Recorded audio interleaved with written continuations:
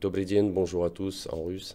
Je vous fais une petite vidéo aujourd'hui pour vous présenter quelques prises de position avant le week-end de Noël. On est vendredi, il n'y a pas grand-chose à faire ce matin. L'heure où je vous parle, c'est le soir. Et donc j'ai décidé de vous montrer un petit peu de trading live sur compte PA, hein, c'est les performance accounts de chez Apex. Et pour vous montrer comment tout cela fonctionne, j'espère que ce format court vous plaira. Donc vous ne me verrez pas dans la vidéo puisque en fait c'est un replay et donc il n'y aura pas de face caméra, mais voilà, donc il y aura une petite musique. En tout cas vous m'entendrez commenter les positions. Je vous souhaite un très bon visionnage.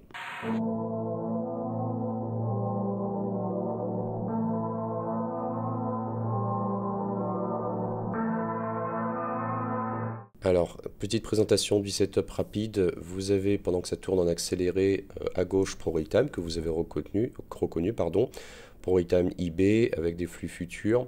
Au milieu, Jigsaw Daytrader, c'est une plateforme spécialisée, on va dire, dans le carnet d'ordre. À droite, en haut, vous avez la console de passation d'ordre de NinjaTrader. Donc là, vous avez déjà 3 éditeurs. Et pour chacun de ces éditeurs, forcément, je paye les flux. Donc, sauf pour NinjaTrader, il n'y a pas besoin de payer les flux quand vous tradez là comme ça sur les indices. Vous repérez que je passe mes ordres avec mon compte master qui est un compte PA et je réplique sur mes autres comptes PA et Eval. Et tout en bas à droite, vous avez juste un petit écran avec le 15 minutes pour que vous puissiez vous repérer également.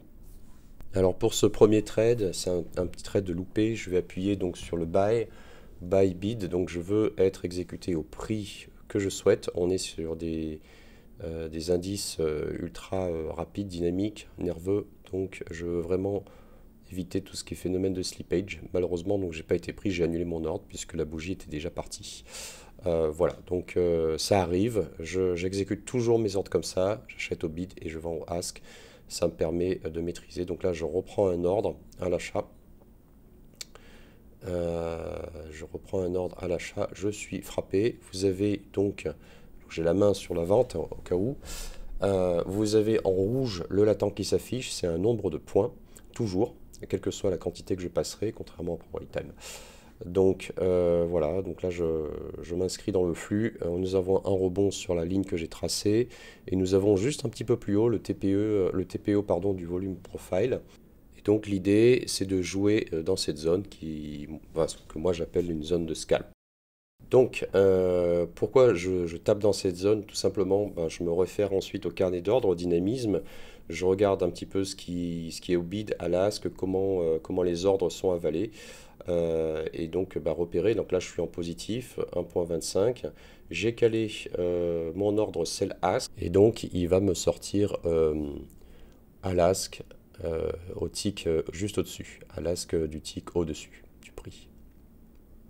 Donc c'est le cas, là j'ai été frappé, on le voit dans l'accélération, donc prêt à redégainer une nouvelle fois dès que j'ai une nouvelle opportunité. Vous noterez hein, d'ailleurs en M15, vous avez une magnifique, ça ressemble à une pin bar, mais c'est entre la pin bar et le doji. Vous avez en fait eu une réjection pardon, de la zone que j'ai entourée. Donc, je ne peux pas montrer, mais c'est un signal plutôt haussier en général dans ces cas-là. Donc je m'oriente un petit peu comme avec le M15 comme une boussole pour vérifier si je suis bien dans le flux. Au passage, je m'excuse pour ma voix, j'ai une voix de baryton, j'étais malade il y a peu, et donc j'ai toujours les cordes vocales un peu sèches, un peu abîmées. Donc là, on va se positionner sur un autre trade. Pareil, on joue dans cette zone en fait. On joue dans cette zone, on essaie de profiter des rebonds pour accompagner le prix. Donc en fait entre le support que j'ai tracé dans le rectangle et la zone TPO, une zone de volume qui a été travaillée récemment. Donc on est parti, j'ai cliqué sur un achat, j'ai été pris, je suis dans le trade et vous voyez j'ai déjà positionné pour sortir au tick au-dessus.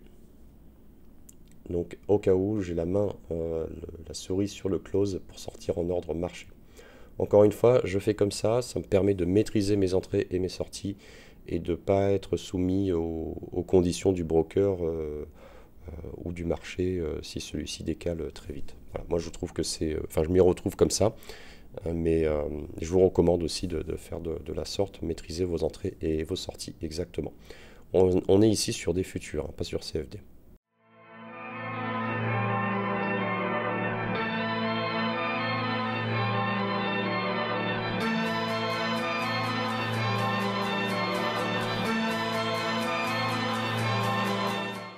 Alors là, on est déjà sur un pattern de contre-tendance que je suis en train d'identifier. Juste au passage, j'ai mis l'indicateur Inflection Wave. Okay, donc il est possible qu'on voit des signaux Inflection Wave. Soit moi je les prends, soit je ne les prends pas. Ça va vraiment dépendre des opportunités, de ce que je vois, du carnet, de l'activité, de ce que j'ai envie de faire aussi. Est-ce que j'ai envie d'être tendance, contre-tendance, etc., etc. Donc là, j'ai positionné un ordre à la vente, vous voyez. Donc c'est ce niveau-là que je veux, pas un autre. Et voilà, et donc j'essaie de jouer le petit repli en étant extrêmement prudent. Il y a du potentiel pour corriger, pour retracer.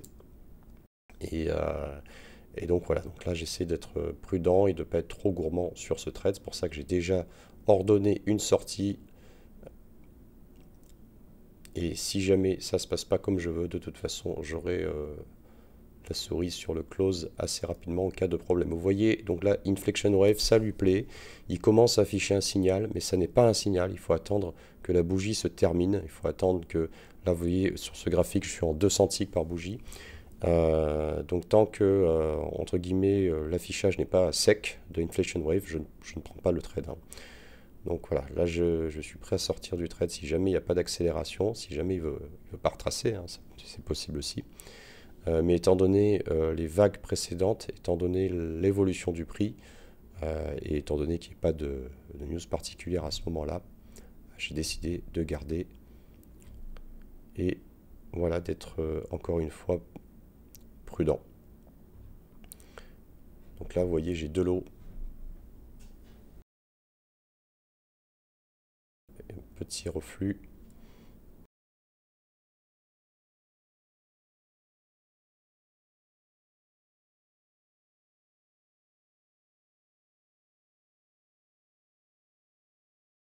Bon, toujours pas sorti.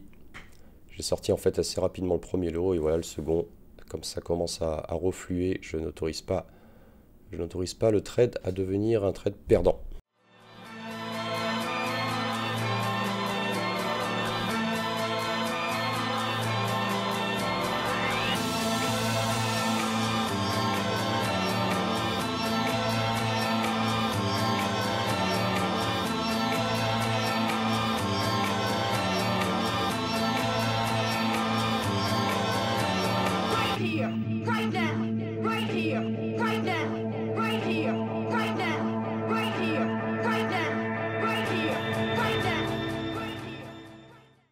Right here, right now, pour cette opportunité-là, vous l'avez deviné, je vise le rebond sur cette zone.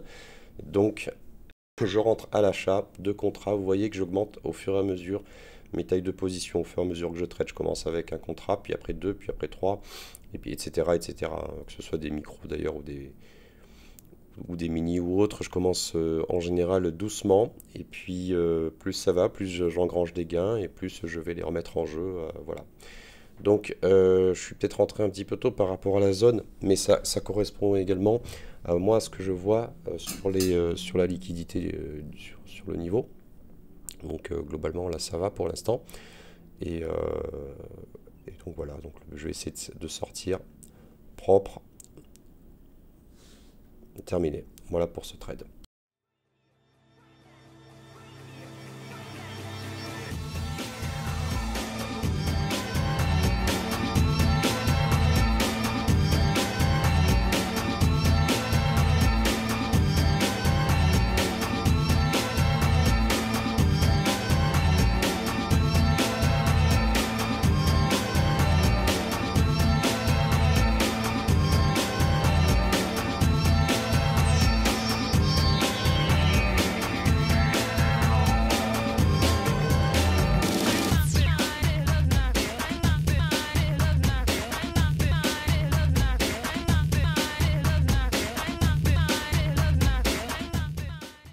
Donc là, pour ce trade, ce sera plutôt un achat. J'essaie de rentrer dans le flux.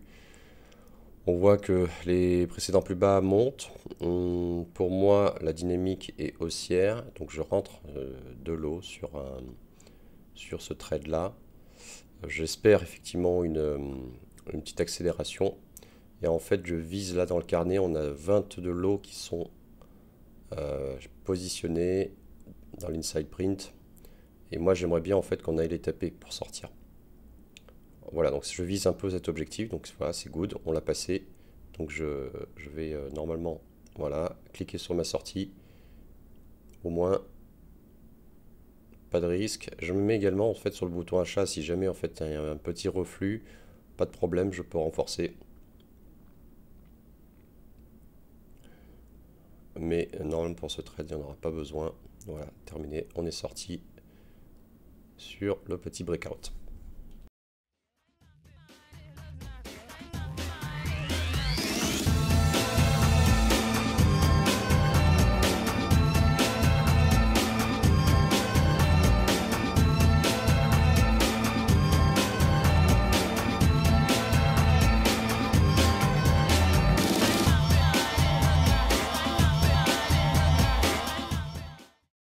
Alors là, ce qui me plaît, c'est cette zone de résistance sur laquelle on arrive.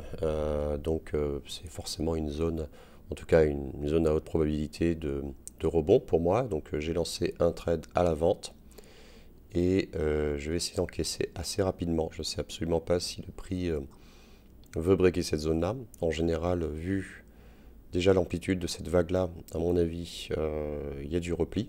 Mais j'ai toujours 2-3 cartouches en réserve si jamais il y a besoin de renforcer dans ces zones-là. Là, j'ai pas eu besoin finalement dans tous les trades que j'ai pris dans la session. Mais bon, si jamais il y a besoin, je suis toujours prêt à le faire. Donc ici, j'essaie de voir ce que je peux prendre au marché. Très bien. Voilà, donc j'ai positionné mon ordre d'achat. J'aurais peut-être pu prendre plus, mais on est scalper ici. Et donc, on aime bien encaisser assez rapidement. Bon, ça, c'est un trade assez sympathique finalement, puisque le prix est venu freiner sur sa résistance. C'est aussi un critère, je regarde, et je vous invite à faire pareil. Regardez si vous avez déjà une amorce de réaction, si les bougies deviennent plus petites, si ça commence à freiner. C'est bon signe pour pricer le retournement.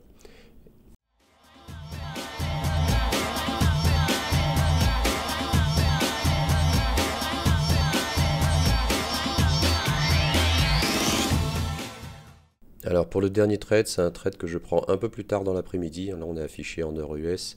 Et c'est également un trade un peu plus dangereux. Vous voyez, après cette longue montée, je me dis, tiens, je vais le shorter un petit peu. Alors j'ai repéré mes zones. J'ai repéré mes zones. Vous voyez que dans les systèmes de tendance, quand la tendance est très forte et très implantée, les signaux de contre-tendance marchent un petit peu moins bien. C'est pour ça que j'ai quelques signaux inflection wave qui marchent moins bien. Là, je ne regarde pas inflection wave dans ce cas précis. Je regarde l'épuisement de la hausse. Donc ça, en fait, l'épuisement de la hausse, vous pouvez le regarder sur un carnet. Vous regardez un peu les niveaux. Vous regardez s'il n'y a pas des zones où justement les acheteurs et vendeurs se battent un petit peu plus qu'à d'autres niveaux. Et tous ces mécanismes de absorption et réjection. Donc là, moi, j'ai décidé de vendre. Ce qui est un peu bizarre d'ailleurs. Donc c'est un trade assez dangereux parce que si jamais il y a une petite accélération, un short squeeze encore, une poussée à la hausse, et bien évidemment je sors immédiatement de mon trade. Ici le seul truc un peu bizarre pour ce trade, c'est que le flux qui est indiqué par NinjaTrader n'est plus en phase avec le flux de mon Pro Realtime. Première fois que je vois ça. Et en fait je le vois à la vidéo, hein, puisque je regarde mon trading et je peux faire des arrêts sur image. Et c'est assez étonnant. Voilà, donc du coup, je décide de fermer la position dès que je peux. Et d'ailleurs, même sans passer, sans attendre mon prix. Voilà, quand il y a un petit souci, de toute façon, je ne cherche pas. On clôture.